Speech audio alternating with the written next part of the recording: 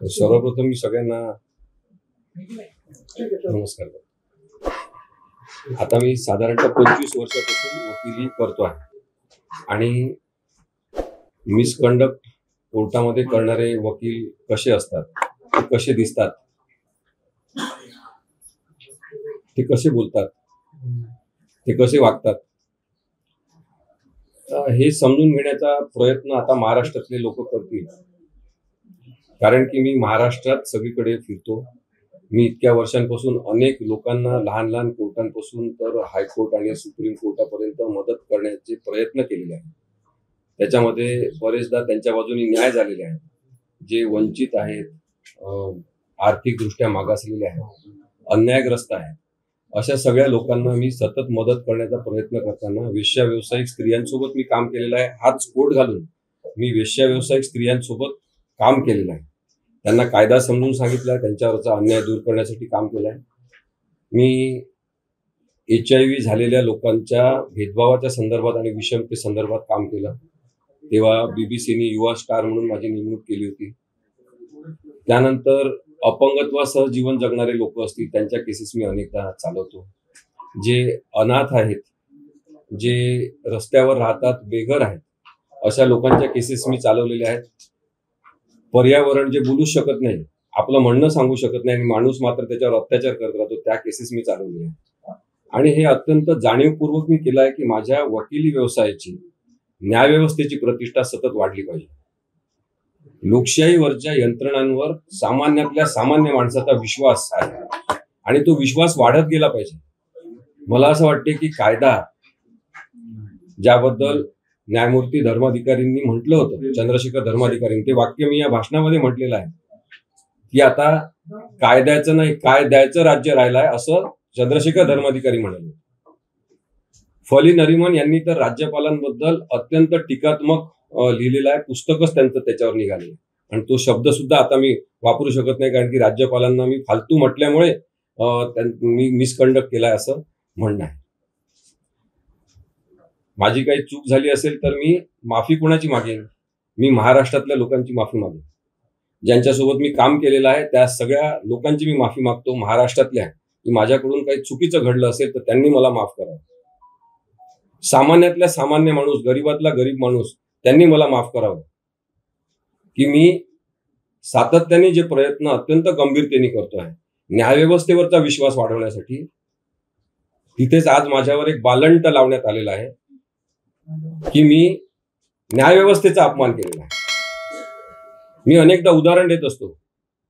माझे वडील तर आता नाही आहे, वारले, पण ते असताना ते माझ्या चुका मला सांगायचे. माझी आई आता पण माझ्या चुका मला सांगते. तुमचे सुद्धा आई वडील तुमच्या चुका तुम्हाला सांगत असतील. आपलं ज्यांच्यावर प्रेम असते त्यांना आपण सांगतो हे चुकलेलं आहे, हे बरोबर करायला पाहिजे, दुरुस्त करायला पाहिजे. मग न्यायव्यवस्थेवर माझं प्रेम असेल, लोकशाहीवर माझं प्रेम असेल, संविधानावर माझं प्रेम असेल आणि त्या न्यायव्यवस्थेमध्ये काही चुका आणि उणिवा असतील तर त्या मी सांगायच्या नाही. त्या मी बोललो तर तो अपमान झाला. व्याख्या नवीन कोणती करण्याचा प्रयत्न करण्यात येतो आहे, हे मला जास्त गंभीर वाटतं. हा निर्णय जो आहे ही कॉपी आहे.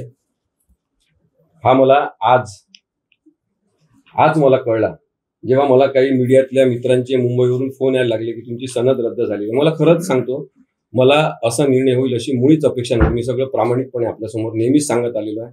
पुण्यातला मीडिया असेल, महाराष्ट्रातल्या कोणत्याही मीडियामधले मित्र असतील, त्यांना माहिती आहे की मी मिसकंडक्ट करणारा नाही आहे, मी चुकीचे शब्द वापरणारा नाही आहे, मी कोणाबद्दलच वाईट बोलणारा नाही आहे. पण हा जो निर्णय आहे ना, हा मला आवडला नाही, मला वाईट वाटला. चुकीचं आहे असं करणं. सत्य मलाच माहीत असलेलं आहे ते असं मी म्हणू शकत नाही. त्यांना वेगळं सत्य दिसलं असेल, काही हरकत नाही, त्यांनी निर्णय दिला. पण हा निर्णय मला आज कळला. आज मी वाचला, जेव्हा पत्रकार मला विचारायला लागले की काय झालंय, मी तेव्हा बार काउन्सिल ऑफ महाराष्ट्राच्या ऑफिसमध्ये फोन केला. तिथे दातार म्हणून व्यवस्थापक आहेत, त्यांना म्हटलं मला ईमेल पाठवा. मग त्यांनी परत मला एक प्रक्रियावादी उत्तर दिलं की तुम्ही बार काउन्सिलच्या ईमेलवर ईमेल पाठवा आणि मग आम्ही तुम्हाला ते पाठवतो. आणि तुम्हाला आम्ही पोस्टाने पाठवलं हे सुद्धा त्या माणसांनी सांगितलं. अत्यंत त्यांनी मला मदत नेहमी केलेली आहे. मग मी ऑफिसमध्ये चौकशी केली तेव्हा कळलं की आत्ताच ते पत्र आलेलं आहे, ते मला मिळालेलं आहे, ते मी वाचलं. हे जजमेंट न्याय आहे हा. जजमेंट असं लिहिलं इथे. बार काउन्सिल मधले अनेक जण मला विचारतात कोणी दिला निर्णय, कोणी दिला, म्हणून मी सांगतो आपल्याला. Bar council of Maharashtra and Goa ही एक सगळ्या वकिलांची संघटना आहे.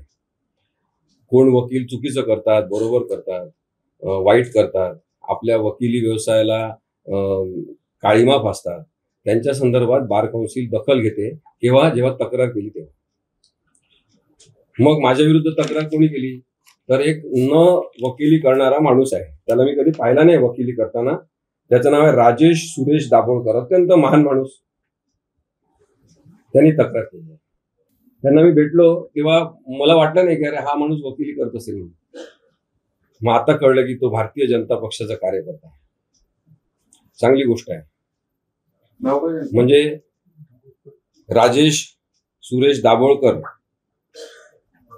खार pumping station, Santacruz east, Mumbai इथे ते राहतात. मी त्यांना म्हटलं, पण ते मला भेटले बाहेर. त्यांना मी म्हटलं दाभोळकर एवढे नाराज कशाला झाले तुम्ही?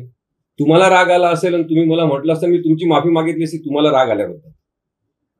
पण मी काही चुकीचं बोललो नाही, त्याच्यामुळे मी त्याच्याबद्दल माफी मागू शकत नाही. ते भाजपचे कार्यकर्ते त्यांचे फेसबुकवरचे सगळे आता मी पाहिले, त्यांची आता माहिती घेतली मी. त्याचे माझ्याजवळ फोटो पण आहेत.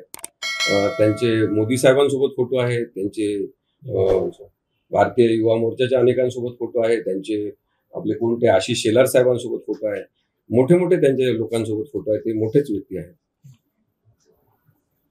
आता त्यांनी हे जे बार council of Maharashtra and Goa निर्णय दिला, कोणी दिला असं लोक विचारतात, म्हणून मी सांगतो की आमच्या इथलेच काही सदस्य असतात बार काउन्सिल मधले, ते अशा प्रकारचा निर्णय देतात. तर सुरुवातीला ही केस ऍडव्होकेट उदय वाळुंजीकर यांनी चालवली. ज्येष्ठ वकील आहेत, अत्यंत निष्णात आहेत, कायद्याचे अन्वयार्थ त्यांना कळतात. त्यांनी ही केस चालवली सिंगल मॅन कमिटी म्हणून. त्यांनी सांगितलं की प्रथम दर्शनी असं दिसते की काहीतरी चुकीचं झालेलं आहे, पण ते सिद्ध होत नाही आहे. त्यामुळे यांना संधी दिली पाहिजे, दोघांचे म्हणणं ऐकून घेतलं पाहिजे, आणि म्हणून त्यांनी 3 सदस्यांच्या समोर ही केस पाठवली. माझी खरं तर अशी अपेक्षा होती की एका मेंबरच्या कमिटीमध्येच ते हे निकालात निघायला पाहिजे होतं, कारण तसं काही नव्हतं. मी आरोप काय झाले ते पण सांगतो. मग त्याच्यानंतर हे 3 मेंबरकडे गेलं. 3 मेंबर जे होते ज्यांनी हा निर्णय दिलेला आहे, त्याच्यामध्ये ज्येष्ठ वकील आहेत, ऍडव्होकेट विवेकानंद घाटगे साहेब जे चेअरमन आहेत, ऍडव्होकेट संग्राम देसाई साहेब आहेत, ऍडव्होकेट PV नेल्सन राजन हे आहेत. या तिघांनी मिळून हा निर्णय घेतला की मी चुकीचं केलेलं आहे, मी मिसकंडक्ट केलेला आहे, म्हणजे मी गैरव्यवहार केलेला आहे, मी गैरवर्तणूक केलेली आहे. गैरवर्तणूक हा शब्द जास्त चांगला राहील. गैरवर्तणूक केला आहे. मग आता मी गैरवर्तणूक केली तर काय केली?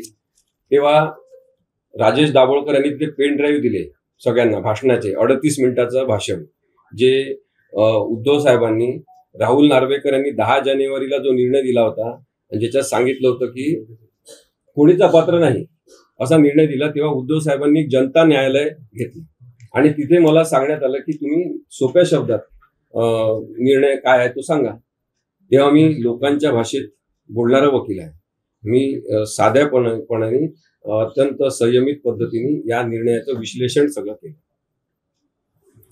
तेव्हा मी असं म्हटलं की महाराष्ट्राचे राज्यपाल जे होते भगतसिंग कोश्यारी, तो फालतू माणूस आहे, पण महत्वाच्या पदावर बसलेला असल्यामुळे आपल्याला तसं म्हणायला, असं मी भाषणात म्हटलं. आणि नक्की म्हटलं मी, म्हणजे मी मान्य करतो.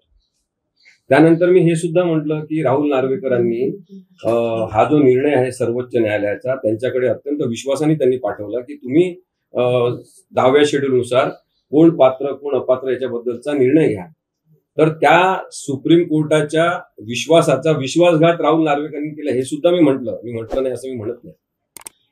त्यानंतर तिसरं मी म्हटलं की न्यायव्यवस्थेमध्ये, आणि मी हे सुद्धा नेहमी सगळ्या भाषणांमध्ये सांगतो, सगळीकडे सांगतो की काही पत्रकार भ्रष्टाचारी असतात की नाही, नसतात, असतात. काही डॉक्टर भ्रष्टाचारी असतात की नसतात, असतातच. काही पोलीस भ्रष्टाचारी असतात, तसे काही वकील भ्रष्टाचारी असतात. आणि हे मान्य करायला पाहिजे की काही न्यायाधीश सुद्धा भ्रष्टाचारी असतात. हे म्हटलेलं आहे मी. हे चुकीचं आहे असं महाराष्ट्रातल्या कोणत्याही माणसांनी, भारतातल्या कोणत्याही माणसांनी, जगातल्या कोणत्याही माणसांनी सांगून द्यावं. मग आता हे असं म्हणणं म्हणजे म्हणून मी मगाशी तुम्हाला सांगतो की आपल्या ज्या व्यवस्थेवर प्रेम आहे त्याचं विश्लेषण करत असताना नेमकं उणिवा काय आहे हे सांगणं माझं कर्तव्य आहे, कारण मी त्या व्यवस्थेवर प्रेम करतो. मी प्रचंड प्रेम करतो न्याय व्यवस्थेवर, मी खूप जास्त प्रेम करतो संविधानावर, आणि म्हणून मी हे सगळं मांडलं. आता हे वाक्य त्यांनी ते पेन ड्राईव्ह मध्ये मला दिले, सगळे 38 मिनिटाचं भाषण. तेव्हा मी ते कंप्लेनंट जे दाभोळकर आहे त्यांना म्हटलं, तुम्ही कशाला पेन ड्राईव्हचा खर्च केला? तुम्ही जर मला एका शब्दाने म्हटलं असतं ना तर मी मान्य केलं असतं. हे 38 मिनिटाचं भाषण, याच्यातला प्रत्येक शब्द माझाच आहे. पण एका तत्वज्ञानी जे म्हटलं ते वाक्य सुद्धा त्यांना सांगितलं की मी म्हटलं ते मला मान्य आहे, पण तुम्ही जो चुकीचा अर्थ काढताय, तुमच्या मर्जीने काढताय, तो मला मान्य नाही. हे यांनी जजमेंटमध्ये घेतलेलं आहे माझं वाक्य. आता त्यांनी काय म्हटलंय, 3 गोष्टी त्यांनी सांगितलेल्या आहेत, त्या मराठीत त्यांनी उद्धृत केलेल्या आहेत की न्यायालयीन व्यवस्था म्हणून आणि यंत्रणा म्हणून सुद्धा दबावाखाली घेण्यात आलेले वास्तव आपल्याला नाकारता येणार नाही, परंतु जी कायदेविरुद्ध प्रवृत्ती तयार होत आहे यावर बोललं गेलं पाहिजे असं मी म्हणतो. आता याच्यामध्ये कोणता न्यायव्यवस्थेचा अपमान आहे? राहुल नार्वेकर यांनी सुप्रीम कोर्टाच्या आदेशाचा विश्वासघात कसा केला हे मी पुढे सांगणार आहे असं मी म्हटलं. याच्यामध्ये कुठे चुकीचं काही बोललेलं आहे मी? या निर्णयामध्ये आणखी एक घटक आहे जो म्हटलं तर अत्यंत महत्वाचा किंवा तसा फालतू माणूस, पण महत्वाचं म्हणजे महत्वाच्या पदावर बसला आहे, ते म्हणजे आपले राज्यपाल. म्हणजे मी भगतसिंग कोश्यारींबद्दल ते बोललो. ज्यावेळेस मी बोललो त्यावेळेस भगतसिंग कोश्यारी राज्यपाल नव्हते, बैस साहेब राज्यपाल होते. त्यामुळे मी भगतसिंग कोश्यारींबद्दल नाव घेऊन तेव्हा बोललेलो आहे. हे जे वाक्य मी म्हटलेलं आहे. आणि चौथं मी म्हटलंय, दुसरीकडे मोठ्या प्रमाणावर भ्रष्टाचार न्यायव्यवस्थेत वाढत आहे, याबद्दलची चिंता मी नक्की व्यक्त करीन असं मी म्हटलेलं आहे. हे 4ही वाक्य मी आजही सांगतो तुमच्या सगळ्यांसमोर, हे वाक्य मीच म्हटलेले आहे आणि हे वाक्य मी पुन्हा पुन्हा म्हणेन, कारण की खरं आहे, वास्तव आहे. आता फालतू हा शब्द असंसदीय आहे का? कुठेतरी अनकॉन्स्टिट्युशनल हा शब्द आहे, शिवी आहे असं म्हटलंय का? आणि जर राहुल नार्वेकर यांचा मी अपमान केला असेल तर राहुल नार्वेकरांनी माझ्यावर बदनामीची केस दाखल करावी असं मी त्याच्यात म्हटलं, ह्याच्यात आलेलं आहे जजमेंटमध्ये. जर राज्यपाल भगतसिंग कोश्यारींना फालतू म्हटल्यामुळे त्यांचा अपमान केला असेल, त्यांनी माझ्यावर केस करावी, हे आलेलं आहे याच्यामध्ये. न्यायव्यवस्थेचा तुम्ही अपमान करू शकत नाही, पण मी विश्लेषण मात्र केलेलं आहे. मग आता याच्यामध्ये मी कुठे मिसकंडक्ट केलेला आहे? माझी गैरवर्तणूक आहे असं म्हणून माझ्यावर जो ठपका लावून 3 महिने तुमची सनद रद्द, तुम्ही 3 वर्ष वकिली करू शकत नाही असं सांगितलं. मग आता मी इथे येत होतो तेव्हा माझे सहकारी मला म्हणाले, काळा कोट घालून कशाला जायचं आपण, तुम्ही कोट काढून घ्या. म्हणून हे पण मी सांगतो, मी काळा कोट घालून इंटरव्ह्यू देऊ शकतो. मी ऍडव्होकेट असीम सरोदे म्हणून तुमच्या सगळ्यांना पुन्हा पुन्हा मुलाखती देऊ शकतो. मी ऍडव्होकेट असीम सरोदे म्हणून लेख लिहू शकतो. मी कोणालाही नोटीस पाठवू शकतो.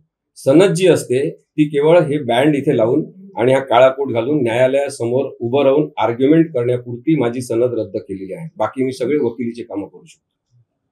पण तरी सुद्धा हा निर्णय मला आवडलेला नाही, मला वाईट वाटलेला आहे. आणि त्याच्यापेक्षा जास्त मला याचं समाधान आहे की मी ज्या लोकांसाठी आतापर्यंत 25 वर्ष काम करत आलेलो आहे, त्या महाराष्ट्रातल्या लोकांनी मला सपोर्ट करण्यासाठी सकाळपासून जे काही फोन केलेले आहे, तर मी त्यांचे सगळ्यांचे आभार मानतो. आता शेवटचा मुद्दा मी सांगतो की हा जो निकाल आहे हा 12 ऑगस्ट 2025 ला दिलेला आहे आणि मला याची कॉपी आज मिळालेली आहे. तसं पाहिलं तर 12 ऑगस्ट 2025 म्हणजे आणखी एक 7 दिवस राहिले असतील, हे 3 महिन्याचा कालावधी संपतो या तारखेनुसार. पण मग यांनी इथे काय म्हटलेलं आहे की respondent is hereby suspended for period of 3 months from receipt of the order be communicated to the parties. म्हणजे मला ही नोटीस या जजमेंट बद्दल माहिती कळवण्यात येईल तेव्हापासून 3 महिने सस्पेंडेड राहील. आता मी महाराष्ट्रातल्या सगळ्या लोकांना विचारतो, कायदा क्षेत्रातल्या सगळ्या लोकांना विचारतो, सगळ्या पत्रकारांना विचारतो, सगळ्या राजकीय नेत्यांना विचारतो, ज्यांना ज्यांना कायद्याचं ज्ञान आहे त्या सगळ्यांनी मला सांगावं की जर 12 ऑगस्ट 2025 ला निर्णय दिला होता तर ही निर्णय मला कळवण्याची जबाबदारी कोणाची होती? आणि मग आता तुम्ही मला हे कळवाल या 30/10/2025 अशी तारीख टाकून आणि मला म्हणाल की या तुम्हाला माहीत झालेल्या तारखेपासून 3 महिने सस्पेंडेड. अशा पद्धतीचा निर्णय असतो? अशा प्रकारची यंत्रणा असते? अशा प्रकारची प्रक्रिया असते? ही योग्य तरी प्रक्रिया आहे का? मी या निर्णयाला नक्कीच आव्हान देणार आहे. बार काउन्सिल ऑफ इंडियामध्ये मी याचं अपील दाखल करीन आणि मी या निर्णयावर स्टे मागेन. मला अनेक सुप्रीम कोर्टातल्या वकिलांचे फोन येत आहेत, ते मला मदत करायला तयार आहेत आणि माझ्यातर्फे अनेक जण चांगले उच्च विद्या विभूषित असलेले, अनेक अनुभवी असलेले सुप्रीम कोर्टातले वकील सुद्धा ॲपियर व्हायला तयार आहेत. हे मी माझं क्रेडिट समजतो, हे माझं मी कमाई समजतो. मी त्या सगळ्यांचे आभार सुद्धा मानतो. आत्ताच हे कळवण्याचं कारण काय होतं? या 12 ऑगस्ट 2025 पूर्वी मी सातत्याने विचारणा केलेली आहे बार कौन्सिल ऑफ महाराष्ट्राच्या ऑफिसमध्ये की निर्णय लागला का. त्यांनी मला सांगितलं निर्णय लागला की तुम्हाला कळवण्यात येईल. मग जर 12 ऑगस्टला निर्णय लागला त्याच्यानंतर सुद्धा मी फोन केलेला आहे, तर मला का कळवण्यात आलं नाही आणि आत्ताच का कळवण्यात आलं? मग काही लोक जो संबंध जोडत आहे त्याचा, मी कोणत्याही राजकीय पक्षाचा सदस्य नाही, पण मी शिवसेनेच्या संदर्भात एक भूमिका घेतलेली आहे, शिवसेना उद्धव बाळासाहेब ठाकरे यांच्यातर्फे, की मी त्यांचा वकील आहे आणि मी हे म्हणणं सातत्याने मांडत आलेलो आहे की त्यांची बाजू संविधानिक आहे. मग आता 12 तारखेला सुप्रीम कोर्टामध्ये सुनावणी सुरू होणार आहे, म्हणून मग आताच ही तारीख निवडली का कोणी? ही शंका लोक व्यक्त करतात आणि मला ते फोन करून सांगत आहेत. मला वाटत नाही असं काही असेल, पण असं असेल तर ते सुद्धा चुकीचं आहे. आणि म्हणून मला असं वाटतं की अशा पद्धतीने जे खरोखर मिसकंडक्ट करणारे आहेत त्यांच्या संदर्भात कारवाई न करता मला एक बळीचा बकरा करण्यात आलेला आहे आणि हा निर्णय मला मान्य नाही. हा निर्णय वेदनादायक आणि दुःखद आहे माझ्यासाठी. मी मिसकंडक्ट केलेलं नसताना, मी मिसकंडक्ट केलं असतं तर मी स्वतः सगळं मान्य केलं असतं, परंतु अशा पद्धतीचा निर्णय हा मला मान्य नसल्यामुळे मी याच्या संदर्भात कायदेशीर प्रक्रियेतून जरूर माझी न्यायाची मागणी पुढे नेईन.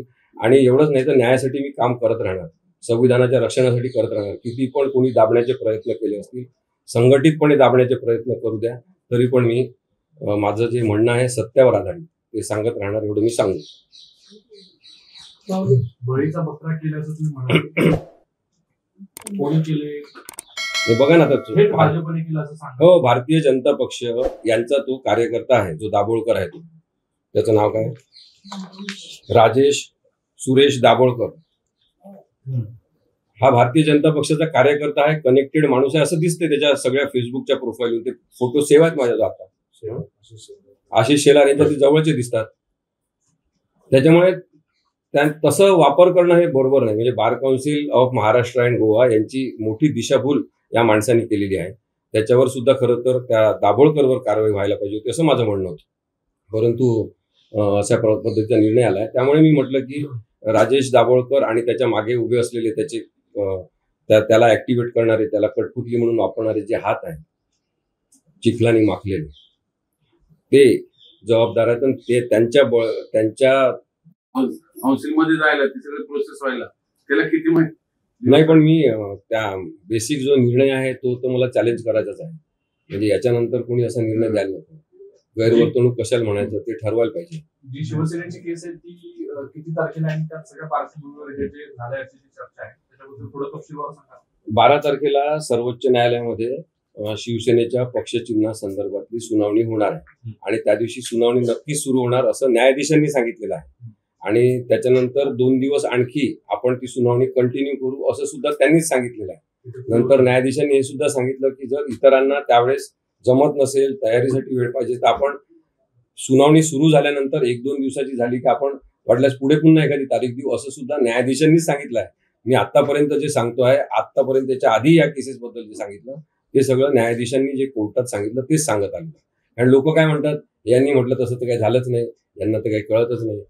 तसं नसते. ते काही काळ एक असा असतो की ज्यांना कळत असते त्यांचं सुद्धा चुकीचंच आहे असं प्रस्थापित होत राहत असते आणि तरी सुद्धा आपल्याला फाईट करणं आवश्यक आहे. तिथे तुम्ही वकील आहात म्हणून या आत्ताच्या या टाइम हे जे टायमिंग आहे त्या टायमिंग बद्दल मला काही विरोधी पक्षाच्या म्हणजे उद्धव साहेबांच्या विरुद्ध असलेल्या मोठ्या राजकीय नेत्यांनी हे सांगितलेलं आहे, कळवलेलं आहे की तुम्ही न्यायालयात काय व्हायचं ते होऊ द्या, 4 भिंतींमध्ये. तुम्ही ते सोप्या शब्दात ते काही सांगताना कोर्टाच्या बाहेर ते नका सांगू, कारण की त्याच्यातून खूप महाराष्ट्रावर पसरते सगळं, त्यांना लोकांना समजते ते सगळं. तर मूळ प्रश्न काय आहे की कायदा जो आहे तो 4 चौकटीमध्ये काय असेल ते भांडण झालं चालेल, वादविवाद झाले चालेल, चर्चा चालतील, पण बदनामी बाहेर नाही झाली पाहिजे असं वाटते. आणि मग राहुल नार्वेकरांनी निर्णय दिलेला जो आहे ती न्याय व्यवस्थेची बदनामी नाही का, कायद्याची बदनामी नाही का? म्हणजे जर 10th शेड्यूल मध्ये ते प्रकरण बसते म्हणून तुमच्याकडे पाठवलं, तर तुम्ही म्हणता की नाही ते पक्षांतर्गत वादाचं आहे आणि म्हणून मी कुणालाच अपात्र ठरवत नाही. ते 5-5 महत्वाचे न्यायाधीश बसले, त्यांनी 6 महिने युक्तिवाद ऐकले, सगळा निर्णय दिला आणि सांगितलं की हे पक्षांतर बंदीचं प्रकरण असल्यामुळे तुमच्याकडे आम्ही पाठवतो निर्णयाला. तर मग राहुल नार्वेकर जर सांगत असतील की हे पक्षांतर बंदीचं प्रकरणच नाही, तर त्यांच्यावर टीका करायची नाही. टीका केली तुम्हाला राग येणार, तुम्ही अशी माणसं सोडणार आमच्या अंगावर. ते प्रकरणच जर पक्षांतर बंदीचं होतं तर तुम्ही का पक्षांतर्गत वादाचं आहे असं म्हटलं? बरं, मग पक्षांतर्गत वादाचं होतं ते प्रकरण, तर एक पानाचं आहे, दाखव एक मिनिट. हे एक पान एवढं एक पान लिहायचं होतं राहुल नार्वेकरांनी, एकच पान फक्त, त्याच्यावर एक 4 ओळीचा पॅरेग्राफ की हे पक्षांतर बंदीचं प्रकरण नाही, हे पक्षांतर्गत वादाचं प्रकरण आहे, म्हणून हे सुप्रीम कोर्टाकडे परत पाठवायला पाहिजे. तुम्ही निर्णय का दिला? आम्ही प्रश्न विचारला, तुम्ही चिडता. मग कोणी लिहून दिला तुम्हाला निर्णय असं म्हटलं तर मग लोक चिडतात. मग पुन्हा तुम्ही निर्णय चुकीचा दिलेला आहे आणि हे मी वारंवार कुठे पण गेलो तरी सांगत राहणार. राहुल नार्वेकर यांनी सर्वोच्च न्यायालयाचा विश्वासघात केलेला आहे, हे मी सांगत राहणार. तुम्हाला जर हे वाटत असेल की हे असं सांगणं म्हणजे गैरवर्तणूक आहे, तर ही गैरवर्तणूक मी करत राहणार. मी कुणाची माफी मागणार नाही. मी मान्य केलेलं त्या पेन ड्राईव्ह मध्ये 38 मिनिटाचं भाषण माझंच आहे. सुप्रीम कोर्टाने निर्णय दिलेला आहे. त्यांनी सांगितलं की कमजोर डोक्याचे लोक, कमजोर मानसिकतेतून विचार करणारे लोक, त्यांच्या मनाने कोणी काही म्हटलं याचे अन्वयार्थ काढायचे नाही. हे पोलिसांसाठी म्हटलेलं आहे, सगळ्या खालच्या न्यायव्यवस्थेसाठी म्हटलेलं आहे. सुप्रीम कोर्टाचा निर्णय. मग या एका कमजोर प्रवृत्तीच्या माणसाने, त्याचं नाव काय, राजेश दाभोळकर, ज्याची समजशक्ती कमी आहे, त्या माणसाने म्हटलं की हे तुम्ही मिसकंडक्ट केलं, तर गैरवर्तणूक केली, सगळ्यांनी ते मान्य करायचं. काय सुरू आहे? दाभोळकर आता 12 तारखेला केस आहे, ज्यासाठी केलं असं तुमचं म्हणणं आहे, तर त्या दिवशी तुम्ही बोलणार का या विषयावर? समजा कोर्टात तुमची तुम्हाला हजर राहता येणार, बाजू मांडणार का? बाजू कोण मांडणार? बाजू तर कपिल सिब्बल सर आर्ग्युमेंट करतात ना. मी तिथे जाणार आहे सुप्रीम कोर्टामध्ये, मी हजर राहणार आहे, मी हजर राहू शकतो. मी फक्त बँड घालून वकील म्हणून तिथे माझा प्रेझेन्स दाखवू शकत नाही. मी तिथे हजर राहू शकतो. बाहेर येऊन त्या दिवशी पण तुमच्या मीडियाचे जे दिल्लीला असतील त्यांना मी इंटरव्ह्यू देणार वकील म्हणून, देऊ शकतो मी. त्याची काही बंदी नाही माझ्यावर, फक्त केस चालवायची नाही एवढीच बंदी आहे. तुम्ही त्या राजेश दाभोळकर ज्यांनी हे केलं त्यांच्या विरोधात तक्रार करणार आहात का? बार काउन्सिलकडे तुम्ही म्हटले तशी कारवाईची मागणी करताय त्यांच्या विरोधात? आता पहिले तर हा निकाल चॅलेंज करावा लागेल, त्याच्यानंतर त्यातलं जे काही अन्वयार्थ आहे ते चुकीचे कशा ते सांगावं लागेल आणि मग राजेश दाभोळकर आणि त्याच्या मागे असलेले लोक यांच्यावर मी अब्रू नुकसानीची केस सुद्धा करेन.